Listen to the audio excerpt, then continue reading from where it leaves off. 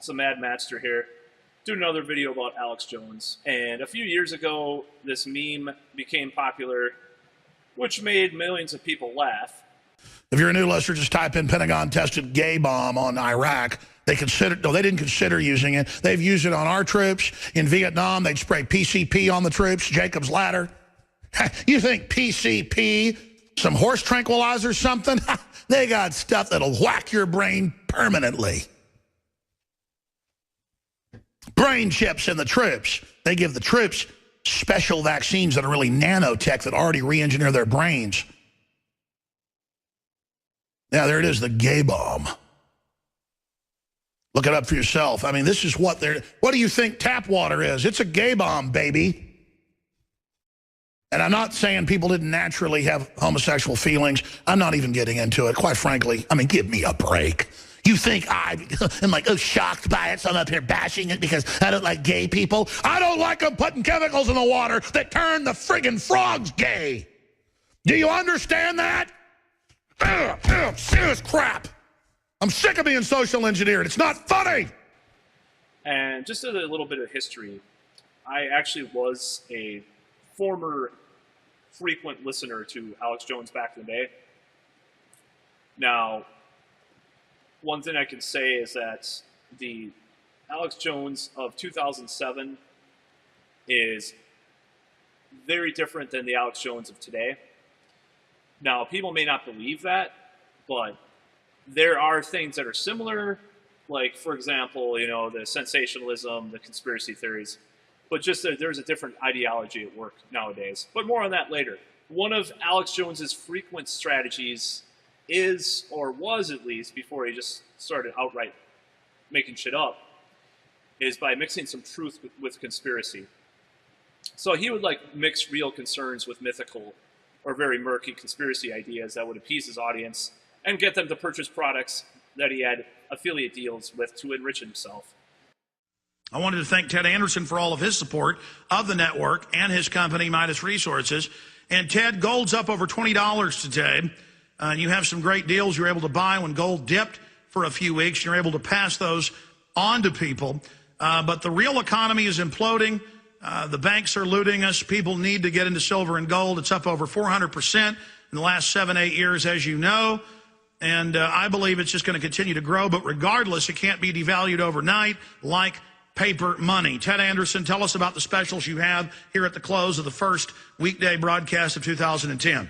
Well, I know time is tight, and yeah, indeed, I was buying secretly, I guess quietly, while the prices were down here the last couple of weeks, just because economics haven't... And that's undisputed. Now, as far as what it used to be a lot of... He had this silver gold guy on his podcast a lot. He's like, and they sold these diamond gusset jeans as well, which actually I bought a pair, embarrassingly enough, and they had a really catchy jingle. They put a diamond gusset in the crotch where you need it most. Blue diamond gussets got it, others don't. So I bought a pair like a couple of years ago just for shits and giggles. Boy, oh man, it's pretty funny. So as far as like how much truth there was to his shtick, you know, that's for history to decide. I don't know as far as like how much he seriously is concerned about things or not. Apparently there's been a dispute about that. And it's anything like with someone like Pat Robertson, or, you know, how much is he really a Christian? Not really a Christian like from like, oh, Jesus is like a, you know, generous figure Christian, but like how much does he actually believe in the Bible for real?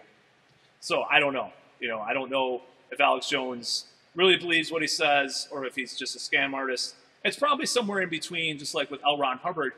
L. Ron Hubbard actually believed in a lot of the stuff he said, and he thought he would cure himself, a lot of the stuff he did. But he also liked to make money and also was a con artist. So this is pretty well documented as far as Alex Jones goes. You know, he was in the business of selling things on his show, which remarkably, if you watch, you don't watch, but if you play like Grand Theft Auto Vice City, there's like a conspiracy channel, and they sell a lot of the same stuff, like fictionally in the game Grand Theft Auto Vice City. It was a video game. They fictionally sell like a lot of the same stuff that Alex Jones sells on his show, which is pretty funny, like all these survival products and all this shit. So anyways, what I just showed you is the gay frogs video, and that was a very popular meme as far as Jones goes. So that's really, you know, what that's all about. Is there any truth to the gay frogs thing?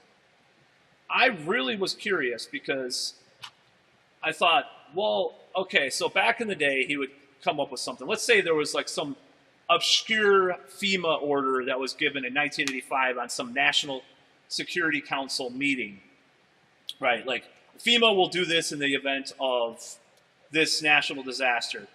So he would take this real life document and read into little subtle details about it, like, well, it might say something about the civilian population.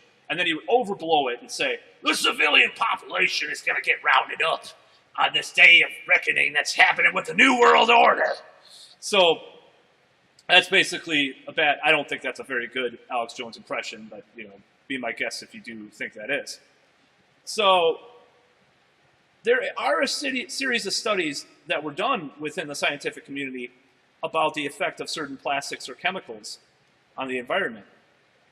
And this is one of them that doesn't talk about gay frogs, but it definitely talks about demasculinized frogs and hermaphroditic.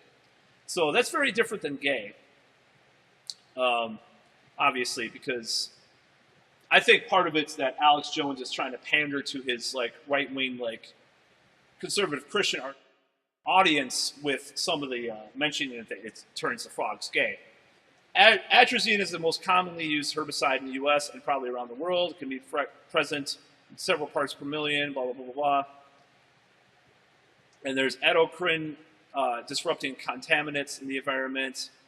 In the case of amphibian declines, efforts focus on identifying causes. So basically, you know, this is one of those things that they talk about, and this is a real scientific journal, about how this may affect animals. It's kind of interesting. So males and females were sexually differentiated at metamorphosis based on gonadal morphology and histology. So I don't know. You know, there's a lot of scientific. So let's look at some other stuff here. All right, so here's another article about this, and this is Newsweek. Okay. Male frogs may be turning female thanks to estrogen in suburban waste. They're turning the frogs into females. A surprising study has found that frogs in suburban lakes tend to be mostly females, suggests that urbanization and estrogenic wastes are most likely turning male frogs female. And a study, okay, I'm not going to go into the study. This is definitely, you know, available if you just look this up. And it's interesting because this is 2015. So now one of the problems is that Alex Jones has a lot of the time shifted focus from blaming corporations and blaming government instead. Now, he didn't used to do this as frequently as he does now. He just basically has become a partisan hack, in my opinion, because he's so pro-Trump and he's so against, you know, any kind of leftist idea now. Oh, even up to like 5 years ago, you can see him talking to people, you know, on the left. You know, he used to have Greg Palast on his show. You know, Webster Tarpley is a conspiracy theorist as well, but Webster Tarpley is very vehemently anti-Trump, as is David Icke, the reptilian guy. He's very anti-Trump as well. Not that I want to mention him, but the people that he used to have that are anti-Trump now, he would never have, and who are, you know, basically don't fit into his narrative, which is narrowed quite a bit. And he used to have like liberal musicians on, like Henry Rollins or Al Jorgensen, you know, from Ministry, people like that. It just used to be a lot more.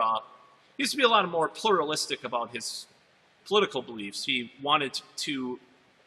I mean, and so forth, create a big tent of conspiracy theorists, I guess you would put it. Piece of research from another scientific journal about BPA and amphibians like frogs. So there's also, I guess it does say, overall BPA is reported to act as a tetragen and endocrine disruptor in vertebrate animals. So this is very interesting as well. So what I think happened with Alex Jones is that somehow InfoWars got a hold of some of this information. And obviously, this is one of the moments that Alex Jones was actually onto something.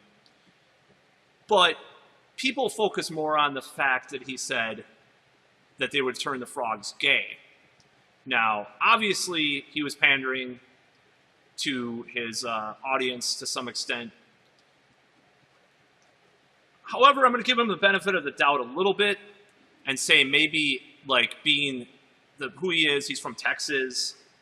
When you talk about someone who's, like, effeminate, you know, in these kind of very masculine charged environments like Texas is a lot of the time, sometimes you will call people gay because they're more effeminate or they have a certain point of view, you know, with that. So, and that might be related to what he said. I'm not going to totally say that he was pandering to his audience. It's hard to say, but since his audience has become more and more evangelical Christian over the years, it does seem like some of this stuff panders to them.